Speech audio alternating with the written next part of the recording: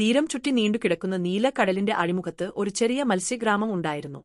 അതിലായിരുന്നു മീനാക്ഷി, ഒരു സ്നേഹപൂർണമായ മത്സ്യകന്യക, തന്റെ 3 കുട്ടികളായ mini, Monu, marrow എന്നിവരോടൊപ്പം ജീവിച്ചിരുന്നത്.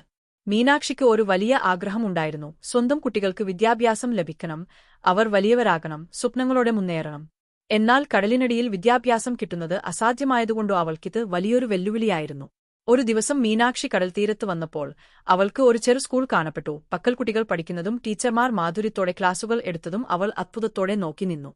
അവിടെ ഒരു ടീച്ചർ ചിരിച്ചു പറഞ്ഞു, "നിനക്കും പഠിക്കാം. പഠിച്ചാൽ നിന്റെ കുഞ്ഞുങ്ങളെയും നീ പഠിപ്പിക്കാം." അത് കേട്ട് മീനാക്ഷിക്ക് ആത്മവിശ്വാസം വന്നു. ഓരോ ദിവസവും തീരത്തേക്ക് വന്ന് അവൾ അക്ഷരങ്ങൾ, കണക്ക്, കഥകൾ എല്ലാം പഠിച്ചു. കുറേ മാസങ്ങൾ കഴിഞ്ഞപ്പോൾ അവൾക്ക് ചെറിയവരെ പഠിപ്പിക്കാൻ കഴിയുന്നത്ര അറിവുണ്ടായി. പിന്നീട് മീനാക്ഷി തന്റെ മിനി, മോണു, മാരോ എന്നിവരെ തീരത്തെ സ്കൂളിലേക്ക് കൂടിക്കൊണ്ടുപോയി.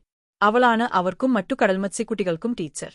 അവളുടെ ക്ലാസുകളിൽ ഹരിശബ്ദങ്ങളുണ്ട്, ചിത്രവത്കൃതികളും ഉണ്ട്. അതിനാൽ കുട്ടികൾ പഠിക്കുന്നത് പാട്ടുപാടിയും കളിച്ചും കൊണ്ട്. വർഷങ്ങൾ പിന്നിട്ടപ്പോൾ മിനിയും മോണുവും മാരോയും ഗ്രാജുവേറ്റ്സ് ആയി.